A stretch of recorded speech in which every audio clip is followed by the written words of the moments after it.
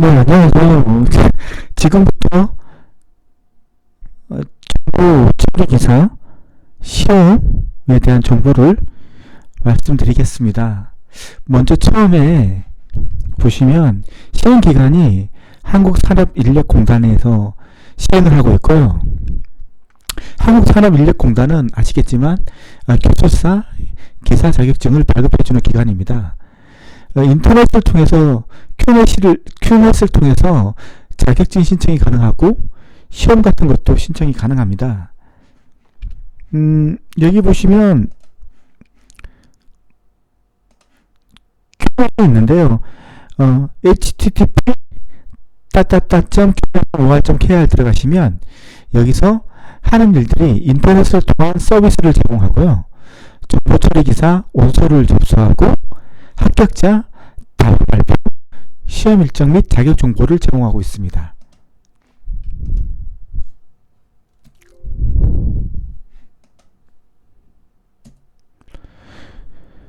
정보처리 기사의 응시 자격은 다음과 같은데요. 산업기사 취득 후 실무 경력 1년이 지나면 응시할 수 있고요. 기능사 취득 후 실무 경력 3년, 그리고 대졸 관련학과 졸업자, 2년제 전문 대졸 관련학과 후 실무 경력 2년, 3년제 전문 대졸은 실무 경력 1년, 실무 경력 4년 등 동일 및 유사 직무 분야의 다른 종목 기사 등급 이상 취직자도 가능합니다. 여기 보면 필기하고 정보처리 기사는 필기하고 실기 시험 두 가지가 있습니다. 필기에 합격한 사람이 실기 시험을 칠 수 있는데요. 필기는 누구나 시험을 칠 수 있습니다. 필기는 그 사람의 자격을 검사하지 않습니다. 검사하지 않고 누구나 시험을 칠 수 있는데, 중요한 건 필기를 합격한 후에 이제 실기를 치려면 그때 실기 치기 전에 방금 말씀하신 응시 자격 같은 것들을 서류로 제출해야 돼요. 응시 자격이면 실기 시험을 칠 수 있는 거고요. 응시 자격이 안 되면 실기 시험을 칠 수 없습니다. 그래서 잘 계산한 후에 시험에 응시하시는 게 좋습니다. 정보처리 기사의 시험 정보는 1년에 3번의 필기와 실기 시험이 있습니다. 자세한 정보는 큐넷에서 확인이 가능하고요. 큐넷에서 들어가신 후에 우측 상단에 보면 검색 아이콘이 있는데, 거기에 정보처리 기사를 입력하신 후에 검색을 하시면 빠르게 정보처리 기사에 대한 정보들을 알 수 있습니다. 시험 정보에 대해서, 시험 치는 정보에 대해서 다시 말씀을 드리면 09시까지 입시를 하시면 됩니다. 시험은 30분 후인 9시 30분부터 시험이 시작됩니다. 준비물은 검정색 사인펜, 그 다음에 수검표는 큐넷에서 프린트 할 수 있거든요. 프린트 하신 후에 그걸 가져가시면 됩니다. 그 다음에 주민등록증이 없으면 운전면허증, 그 다음에 계산기. 정보처리 기사는 계산기가 꼭 필요하지 않습니다. 제가 생각했을 때는 그냥 암산으로 할 수도 있고, 암산이 안 되시는 분들은 계산기를 가져갈 수 있거든요. 예. 그리고 검정색 사인펜이라든가 계산기를 지참하지 않고 시험장에 갔을 경우에 너무 걱정하지 않아도 됩니다. 거기 보시면 앞에 아저씨들이 사인펜이나 계산기를 판매하고 있습니다. 예, 돈만 가지고 가시면 바로 구입이 가능합니다. 퇴실은 기사는 필기는 2시간 30분 동안 시험을 칩니다. 그리고 2시간 30분에 2분의 1, 그러니까 150분에 75분이 그러니까 150분을 치는데 2분의 1은 75분이 끝나면 퇴실이 가능합니다. 그 다음에 시험 과목에 대해서 설명을 드리면, 우선 필기하고 실기를 칩니다. 아시겠지만 필기에 합격을 해야지만 실기를 칠 수 있습니다. 필기 과목은 데이터베이스, 전자계산기 구조, 운영체제, 소프트웨어 공학, 데이터 통신 총 5과목을 시험 칩니다. 실기를 보시면 알고리즘, 데이터베이스, 업무 프로세스, 신기술 동향, 전산영어 실무 이렇게 총 5과목을 시험을 칩니다. 먼저 필기에 대해서 설명을 드리면 사람들이 그 얘기하기로는 가장 이 5과목 중에 힘든 게 필기 중에서 전자계산기 구조가 좀 힘들고 외워야 될 게 많으니까 그 다음에 데이터 통신 그 다음에 이렇게 2과목이 많이 어렵고요. 나머지 과목들은 공부하시면 될 것 같다고 얘기하시는 것 같더라고요. 이 실기를 보시면요, 알고리즘이 있습니다. 알고리즘은 플로우차트가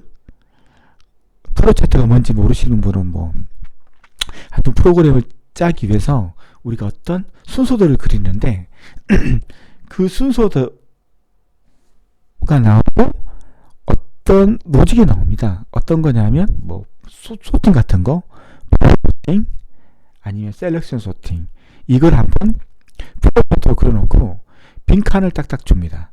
그래서 거기에 5개 내지 5개 정도의 빈칸이 생기는데 그 플로우차트를 처음과 끝을 다 분석을 해서 원하는 그 작동이 될 수 있도록 빈칸을 채우는 그런 방식으로 되어 있거든요. 그래서 알고리즘이 좀 힘들고요. 두 번째는 데이터베이스입니다. 데이터베이스가 필기에서도 데이터베이스를 치시는데 필기에 나오는 단답형이 아니라 실무에서 사용하는 그런 예들이 나오고 거기를 이제 맞추는 그런 구조로 되어 있습니다.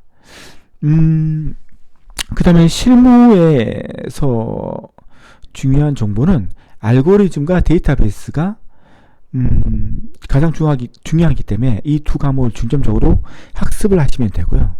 나머지 업무 프로세스는 기본적으로 나올 거니까 그렇게 어렵지 않을 거라고 생각합니다. 그 다음에 신기술 동향과 전산영어 실무는 범위가 워낙 넓어서 잘 맞출 수 있을지 잘 모르겠지만, 그래서 이제 이 신기술 동향과 전산영어 실무가 범위가 넓어요. 그래서 맞추기도 힘들겠죠. 그래서 알고리즘, 데이터베이스, 업무 프로세스에서 60점 이상을 가져가는 전략을 써야 됩니다. 제가 이제 그거에 대해서 설명을 빠뜨린 것 같은데, 자, 필기에 보시면 꽈락이 있습니다. 40점이거든요. 40%. 100점 만점에 40%가 넘지 못하면 꽈락입니다. 데이터베이스가 20문제가 나오는데 40%인 8문제를 맞추지 못하면 꽈락으로 다른 과목이 아무리 높은 점수를 받아도 필기시험에 통과하지 못합니다. 그리고 토탈 5과목의 그 평균이 60점을 넘어야 됩니다. 만점에 60%, 60점을 넘어야지만 합격할 수 있습니다. 실기는 꽈락이 없고 이 5과목 중에 60점만 넘기면 합격을 할 수 있습니다. 자, 검정 방법. 필기는 객관식 사지선 태기령입니다. 4가지 문제가 나오고요. 과목당 20문제가 나오고 2시간 30분을 시험을 칩니다. 과목당 30분이라고 제가 명시를 했는데 이건 꼭 그렇지 않고요. 그냥 2시간 30분 동안 시험을 치시면 되고 2분의 1 시간이 끝나면 퇴실이 가능합니다. 당일 9시에 시험이 시작합니다. 시험 시작이 아니라 입실 시작이고 9시 30분부터 시험은 시작됩니다. 실기는 필답형으로 3시간입니다. 필답형이 어떤 거냐면 원래 주관식이 쓰는 거잖아요. 근데 필답형은 40개 내지 50개의 보기들이 나옵니다. 거기에서 선택을 해서 보기를 입력하시면 되는 겁니다. 필답형. 그러니까 예제가 있기 때문에 외우지 않더라도 답을 찾아낼 수 있습니다. 합격 기준, 아까도 미리 설명을 드렸는데 다시 복습하는 차원에서 다시 설명을 드리면 필기는 100점 만점에 과목당 40점 이상을 받아야 됩니다. 40점 이하면 과락으로 탈락합니다. 한 과목이 40점 이하면 무조건 탈락입니다. 그리고 전 과목 평균이 60점 이상이면 합격입니다. 실기는 과락이 없고 100점 만점에 60점 받으면 합격을 합니다. 시험 수수료는 필기가 19,400원, 실기가 22,600원이 되겠습니다. 진로가 있는데요. 진로는 그렇게 뭐 중요하지 않는데 제가 그래도 한번 설명을 드려야 되니까 기업체 전산실, 소프트웨어 개발업체, SI 업체, 뭐 프로그래머가 되실 분들은 이런데 들어가시면 되고요. 실제로 뭐 거기에서 일하시는 모든 분들이 정보처리 기사를 따고 있는 사람들이 많아요. 뭐 그냥 기본이라고 생각하시면 됩니다. 두 번째, 정보통신 시스템 구축회사, 정부기관, 언론기관. 뭐 정보기관이야 뭐 들어갈 때 시험 칠 때 가산점이 있는 거고, 그 다음에 교육 및 연구기관, 금융기관, 보험업. 뭐 이건 뭐 컴퓨터 하시는 분들은 뭐 들어가서 뭐 정보처리 기사가 있으면 좋겠죠. 뭐 그 정도.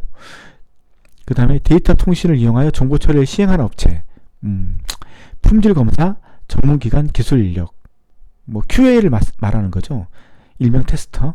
뭐 여기도 뭐 정보처리 기사는 뭐 정보 IT에 기본적인 베이스가 깔려있는 지식을 가지고 있다고 이제 인정받기 때문에 필요한 거죠.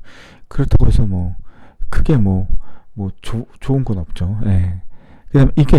그다음에 이거 제가 이제 굵은붓으로 글씨로 썼는데, 감리원 자격을 취득하여 감리 전문 회사의 감리원으로 진출. 저는 개인적으로 이 부분을 가장 메리트 있다고 봅니다. 정보처리 기사가 아시겠지만 워낙 시험을 많이 쳐서 시험지들이 많이 있어요. 문제들이 많이 있고, 그걸 이제 풀면 그 문제만 풀어도 합격할 수 있는 수준으로 좀 많이 수준이 낮아진 거죠. 근데 그렇기 때문에 많은 분들이 이제 정보처리 기사를 딸 때 그냥 공부하지 않고 시험지 위주로 기출문제 위주로 푸는 경우가 있는데, 제가 말씀드리고 싶은 것은 정보처리 기사에 나와 있는 5과목이 기본이 됩니다. 어떤 거에 기본이 되냐면, 정보처리 기사, IT 관련된 자격증 중에 정보처리 기사가 있고, 두 번째는 정보보안 기사가 있고, 마지막으로 정보 시스템 감리사가 있습니다. 제가 이제 나중에 설명드리겠는데, 정보처리 기사에 나오는 과목과 정보보안 기사에 나오는 과목, 그 다음에 정보 시스템 감리사에 나오는 그 과목이 상당히 밀접하게 관련이 되어 있어요. 그래서 정보처리 기사를 공부하실 때 열심히 하시면 정보보안 기사나 정보 시스템 감리사 시험을 칠 때 상당히 많이 큰 도움이 된다는 것이죠. 그래서 정보처리 기사가 다른 정보보안 기사나 정보 시스템 감리사의 기본이 되는 지식을 습득할 수 있는 것이기 때문에 상당히 메리트가 있다고 생각합니다. 저는 그래서 이 부분이 정보처리 기사를 공부하는데 큰 메리트가 있다고 생각하고요. 그 다음에 정보통신부의 별정우체국 사무장, 사무주임, 사무보조 등 사무원. 뭐 그렇다고 보죠. 뭐 없어도 공무원 임용 시험 시 7급은 3%, 9급은 3% 가산 특전. 이게 조금 눈에 보이는 있죠. 그리고 학점 인정 30학점. 뭐 이 정도. 이 부분을 다시 이제 제가 설명드리고 싶은 게 정보보안 기사와 정보 시스템 감리사에 대한 겁니다. 이 정보보안 기사에 이 시험 과목을 보시면 시스템 보안, 네트워크 보안, 어플리케이션 보안, 정보보안 일반, 정보보안 관리 및 복규가 있는데, 정보보안 일반과 정보보안 관리 및 복규는 정보보안 기사만의 출제 범위입니다. 그렇지만 나머지 시스템 보안, 네트워크 보안, 어플리케이션 보안, 이 세 가지는 정보 처리 기사에서 공부했던 부분과 상당히 밀접한 관계를 가지고 있고, 정보 처리 기사에서 배웠던 것들이 이것들에 대한 그 기초 지식을 가르쳐 주는 것이기 때문에 정보 보안 기사를 따려고 하시는 분들은 정보 처리 기사를 통해서 올라오지 않는 사람보다는 쉽게 정보 보안 기사를 딸 수 있다고 생각하고 있습니다. 그 다음에 정보 시스템 관리사가 있는데, 여기 보면 과목이 소프트웨어 공학, 데이터베이스, 시스템 구조, 보안, 감리 및 사업 관리가 있는데, 이 보시면 알겠지만 보안과 감리 및 사업 관리는 정보 시스템 관리사의 고유의 영역입니다. 감리 및 사업 관리는 정보 시스템 관리사의 고유의 영역이고, 보안은 정보 보안 기사의 만의 고유한 영역입니다. 그리고 나머지 소프트웨어 공학, 데이터베이스, 시스템 구조, 이 부분이 정보 처리 기사에서 내용이 기초가 되기 때문에 상당히 공부하는데 큰 이점을 제공하고 있습니다. 그 다음에 정보관리 기술사가 있고 컴퓨터 시스템 운영 기술사가 있는데 다 마찬가지입니다. 이 시험들의 패턴가 정보 처리 기사이기 때문에 정보 처리 기사를 열심히 공부하시면 이 나머지 기사들을 따실 때 큰 도움이 되실 겁니다. 보시면 알겠지만 정보 시스템 관리사와 정보 관리 기술사, 컴퓨터 시스템 운영 기술사, 이 세 개는 라이센스를 획득을 하면 감리 및 감리사로서 활동할 수 있습니다. 즉 그곳에서 활동을 직업으로 삼아서 연봉을 받을 수 있고 프로로도 일을 할 수 있습니다. 그러니까 뭐 그게 그쪽에서 일을 하게 되면 연봉이 상당히 높다 이렇게 말씀을 못 드리겠지만, 이 라이센스들은 평생 자격증이기 때문에 자기가 건강을 확대하면서 취업살 그 이상이라도 간호사로서 돈을 벌면서 활동할 수 있다는 것이죠. 아주 큰 메리트가 있습니다. 다음에 또 기회가 되면 또 자세히 설명드리도록 하겠습니다. 정보처리기사 시험 과목입니다. 데이터베이스 영역이고요. 지금 크게 설명을 드리면 데이터베이스의 이해, 크게 두 개로 나눠져 있죠. 1장 데이터베이스의 이해, 2장 데이터베이스 일반. 그래서 1장의 데이터베이스 이해는 데이터베이스의 개념과 자료 구조의 기본을 배우고요. 제2장의 데이터베이스 일반은 관계 데이터베이스 모델과 언어, 데이터 모델링 및 설계, 데이터베이스 고급 기능, 전산 영어, 이것들을 배우게 되어 있습니다. 이 과목은 전자계산기 구조입니다. 먼저 연산 및 제어 장치, 기억 및 입출력 장치, 컴퓨터 구조의 응용, 이걸 배우게 되고 연산 및 제어 장치는 논리, 프로세스, 명령 실행과 제어. 그 다음에 기억 및 입출력 장치는 기억 장치, 입력 및 출력. 마지막으로 컴퓨터 구조의 응용은 병렬 컴퓨터 구조에 대해서 배우게 되어 있습니다. 3과목 운영체제는 운영체제 이해, 운영체제 일반, 그리고 운영체제의 활용이 있습니다. 운영체제 이해는 운영체제의 개요, 운영체제 일반은 프로세스 관리, 기억장치 관리, 정보 관리, 분산 운영체제의 기본, 마지막으로 운영체제의 활용은 운영체제의 실제를 배우게 되어 있습니다. 4과목 소프트웨어 공학, 소프트웨어 공학의 이해, 그 다음에 객체 지향 기법, 소프트웨어 공학 동향. 소프트웨어 공학의 이해는 소프트웨어 공학의 개념, 소프트웨어 프로젝트 관리, 전통적 소프트웨어 개발 방법론. 그 다음에 객체 지향 기법은 객체 지향 소프트웨어 공학. 마지막으로 소프트웨어 공학 동향은 소프트웨어 공학의 발전적 주제에 대해서 학습을 진행합니다. 마지막 제5과목은 데이터 통신입니다. 데이터 통신은 데이터 전송 및 제어 방식, 네트워크 및 프로토콜로 구성되어 있으며 데이터 전송 및 제어 방식은 데이터 전송 이론, 전송 제어 방식. 네트워크 및 프로토콜은 네트워크, 통신 프로토콜, 통신 제어 프로그램 등으로 구성되어 있습니다. 보시면 알겠지만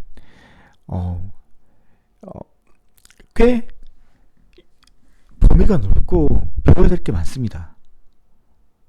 그래서 이걸 차근차근히 공부하시면 다음 자격증을 따는데 큰 기초가 될 거라고 확신하고 있습니다.